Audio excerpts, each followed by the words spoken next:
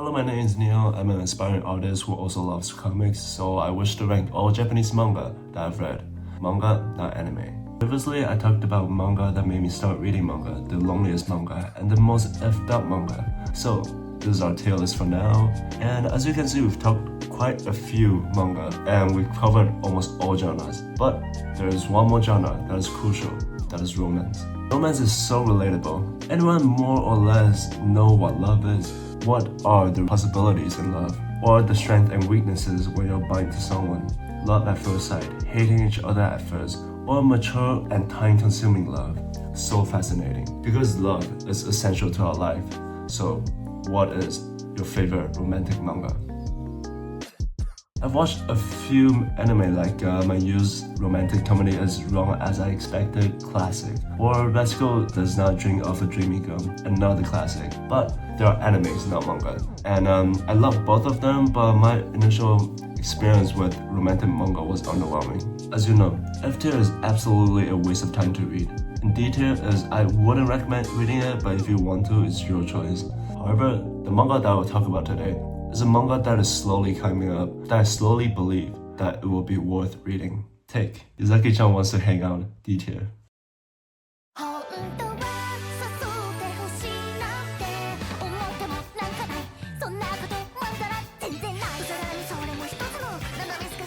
Uzaki-Chan Wants to Hang Out is about a super energetic, bratty, rowdy university girl called Uzaki, who loves teasing this rigid loner who is her senpai, called Sakurai. Here's one thing why I don't like school romance. Because almost all protagonists are like that, a fiery girl with a cold boy, or a cool girl versus a funny loser or something. It's just, the characters are often repeating. And oh my god, there are like 5 characters in this first anime season. In this first 40 chapters of this manga, and that sucks. You see, no matter how interesting these characters are, which except for Uzaki and Sakurai, these characters are not interesting. But no matter how interesting these characters are, having 5 characters lacks the potential character connection and depth, and potential for having more diverse interactions. The reason why I put plot and genre together is that romance and comedy are often talked about together, but some of the jokes from Uzaki are not funny. Accidental boot grab, so common, so cliche, it's just overused. Some jokes are forced, using gossips to increase appetite, but the author Take didn't overuse it in the manga, only for the anime for some reason, like fainting after a rationality break. Something is lacking. I don't know how Take can make the jokes smoother, but something is lacking. But remember that Sakura faints when he's tense. This element will come back better. But the jokes are so cliche. If comedy is your genre and drives your plot and keeps the audience engaged, you need to be innovative with the jokes. The genre is romantic comedy, yet it feels like slice of life. It lacks the depth. No matter how I look at it, it's your guys' fault that I'm not popular. It's comedy and slice of life, but the theme is loneliness, and it describes the loneliness so well. But I am someone who, once I start reading a show, a story, I will have to finish it. Except for TV series and anime though, because if they suck, I just stop in like the first few episodes. But for like manga, Uzaki-Chan, before chapter 47, I would rank it like D tier or F tier, but I continue to read it because that's my thing about manga. And honestly, I am glad that I continue with Uzaki-Chan. In chapter 47, Yuzaki's father appeared, and that was the turning point. And suddenly, many new other characters appeared, and it got very good that I'm excited to wait for new chapters every month. So, let's go back to the argument again. The character. Bratty, sly little sister, a caring but also super teenagey, running away from trouble's kind of little brother, and this hilarious dad. We're getting more personalities and interactions. The family of Uzaki added so much to the plot. Sakurai's family produced some humorous scenes too. We got smaller characters like these 2 guys at the gym or Kiri's classmate. We have huge potential for plot diversity now. Although Fujio, Uzaki's dad, he met Sakurai in another cliche way. Fujio spoke to Sakura as a gym coach and they didn't know each other's relationship with Uzaki.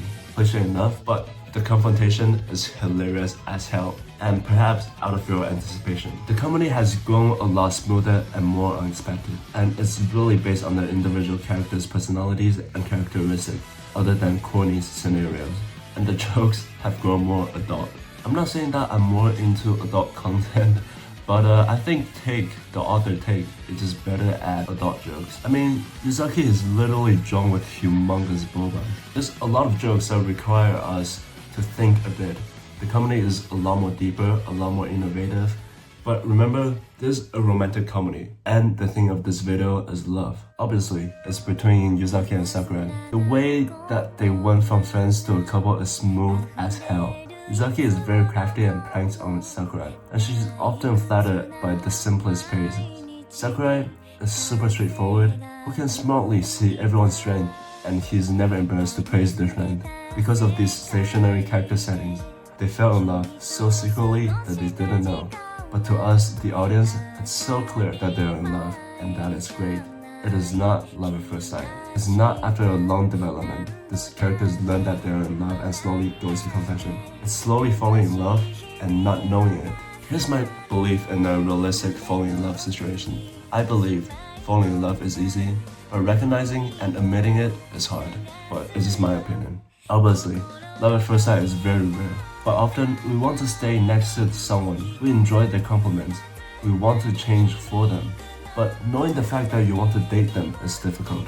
And before knowing that, you don't struggle thinking when is the perfect time to confess, like in most romantic series. But in fact, you've been in love for quite a while now. Uzaki's feeling for Sakura is progressed so realistically.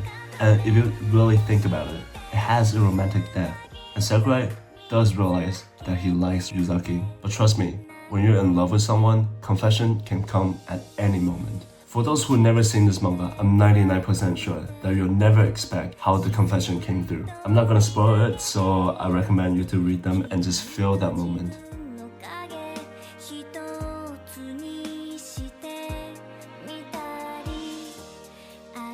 After the confession, Take progresses the stories into an even more adult direction. Marriage, family decision, sex, the jokes are hidden and require certain knowledge of the adultery world.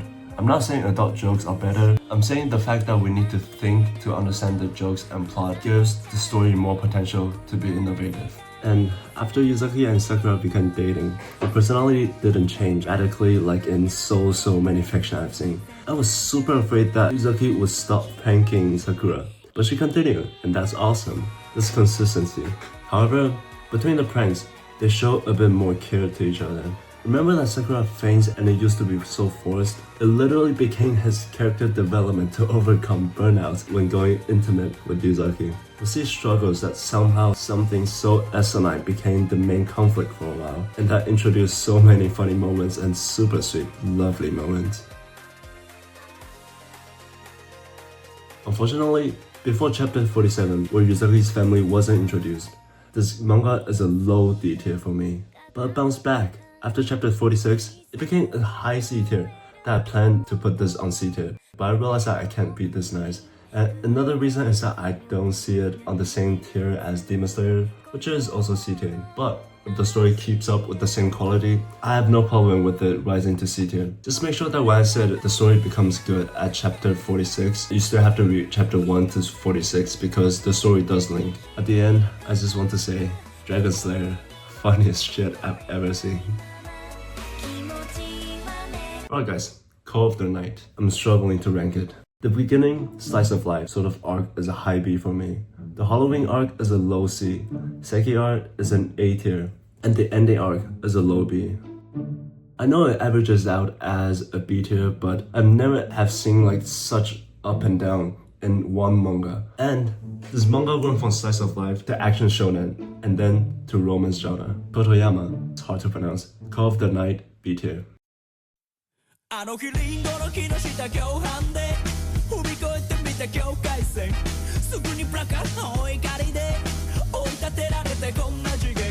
This manga is about a boy named Yamori who's bored with regular life meets a vampire called Nanakusa. Nanakusa shows Yamori the fall of the night. Yamori thought becoming a vampire would be interesting, which is funny. So he asked Nanakusa to turn her into a vampire. But in order to do that, Yamori must fall in love with the vampire before the vampire bites him and turns him into a vampire. The premise isn't enough to understand, right? And suddenly, a detective wants to kill all vampires. So actions fighting begin. And suddenly, Yamori's best friend wants to compete with him who can become a vampire before another. And suddenly, love story. It's not consistent, but it's not bad. In fact, the arcs and plots progress so smoothly that each of these genres, from comedy to action and change of styles, don't seem out of nowhere. It all makes sense. However, is the author Kotoyama good at all genres? No. The setting is very unique. I'm not gonna lie, when I read in order to turn into a vampire, you must fall in love with the vampire, I thought it was a bit forced to push this into a romantic genre, but actually gives so much romantic scenes and depth to the story. Turning someone into a vampire is like giving birth. So, when a human falls in love with a vampire, it is almost impossible for the vampire to reciprocate that love. I did not expect an initial comedy-driven manga discusses love so thoroughly. Let's put romance aside and talk about comedy first. The comedy is hilarious. When Uzaki and Sakura hang out, it wasn't as fun until new characters joined. But in Call of the Night, people's characteristic is so vivid. The jokes didn't come from scenarios, but rather how these characters with these specific personalities and characteristics react to little things. That is how I can describe it, but it's very hard because the jokes don't fall into any styles of comedy. It's innovative.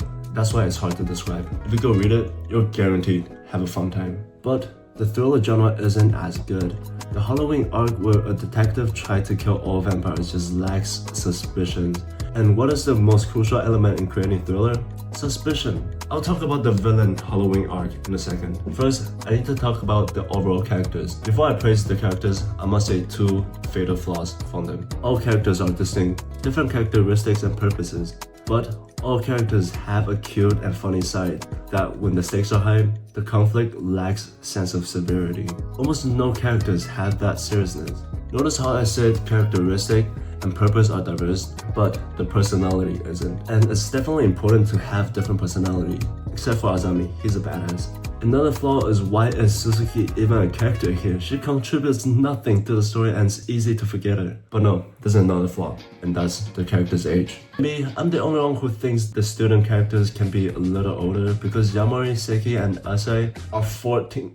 14? You call this fucking 14? Is that the Fuji mountain? But it's typical anime. We are used to that. But the real problem is that the characters are so mature at the age of 14, just so unrealistic. It lacks realism. Massive spoiler alert ahead. Yamori is willing to die for his friends. Seki is, well, if I spoil this part, that ruins the entire arc. But anyway, Saki is mature as hell too mature.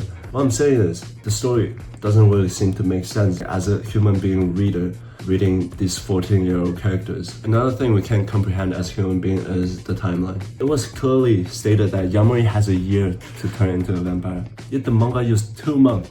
2 months out of the year. First of all, how are people willing to die for someone they've met for 1 month? How do people fall in love in a month? It's absolutely possible. However, the author approached Yamori and Natsuke's romantic relationship in a slow style pacing kind of relationship. It will be alright if Yamori is given 2 months to turn into a vampire. However, the author provided a year and he only used 2 months. Villains. We've never talked about villains in our arguments in manga reviews, but I need to draw 2 comparisons between Detective Yugusu and Hoshimi. Now remember, Yugushi is the villain of the Halloween arc, which I ranked tier C. Hoshimi is the villain of Seki arc, which I ranked tier A. Yugusu had such a good reason to become a villain, and she was so devoted, but her strategy is stupid. She wants to kill vampires, right? Good premise. But her strategy is to starve all vampires to death. Yugusu, do you want to hear yourself? Excellent strategies like this can be saved by a super clear and detailed explanation. But this plan was like a sudden hidden twist, saying my true intention is to starve all vampires to death. Clever meat, right? Good villains must have foresight. Which she herself does know that the plan wouldn't work. She's doing this mostly just because she wants to comfort herself. And that's very good. However, it doesn't balance the fact that her plan requires her to be dead, and the fact that Yamori chased all the way to Yugusu and risked his life just to reveal a stupid plan. The intention behind her plan is not bad, but it's disappointing. On the other hand, Hoshimi's premise is to simply fall in love with a human. This is an excellent premise, but executed perfectly and done with devotion too. Does making someone fall in love with you require strategy? Of course it does. She made Seki head over heels for her, and when Hoshimi obtained her goal, the moment she fell in love with Seki, I was stunned. It was so subtle, so linked to how someone like Hoshimi's personality would react like, and it sneaks up on you. Hoshimi was portrayed so well. And then Iguzu suddenly shifted 180 and joined the good guy side. The reason are brought out and it made sense, but it was just a little bit too abrupt, a little bit. As for Hoshimi, she never even wanted to deal with the good guys because her intention wasn't that bad too. She is the antagonist, the villain. She is simply opposing the protagonist. That's why, whatever side she joins or decisions she makes, it wouldn't seem that bizarre. That draws the two arcs apart, and one arc is like meh, and the other arc with this great villain is brilliant. And let me tell you, I was not ready for that Seki arc's ending too. This goes back to our characters. It was in the Seki arc and the ending romantic arc where the characters finally showed their seriousness. It was the most peaceful arc. Yet so many hidden personalities, personal fatal flaws, and desires are brought out. This arc is the most sullen and my favorite arc just after Seki's arc. And this is where romance comes through. The author really knows how to portray when people realize that they fell in love. I was shocked when seeing Hoshimi's reaction when she fell in love, and I was shocked again, I was just spoiled, when our protagonist fell in love. I know this video is about romance, but the romance in this manga is just so covered, it's conveyed so covertly, that I honestly don't want to spoil anything. But keep watch of the setting that when vampires convert humans into vampires are equivalent to giving birth, that they technically wouldn't fall in love with the humans. Set so much drama and conversations of what love is, obsession, immature love. It's discussed so diversely. The romance is amazing in this manga.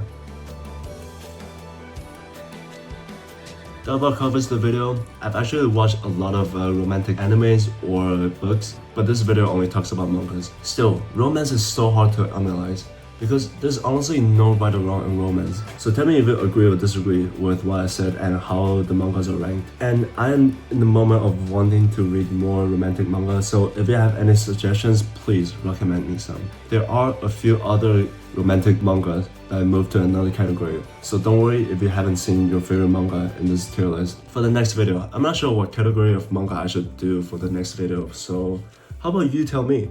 You tell me what sort of category you want to listen to. So yeah, comment in the video, and that's it for the video. Thank you for watching. I'll see you next time.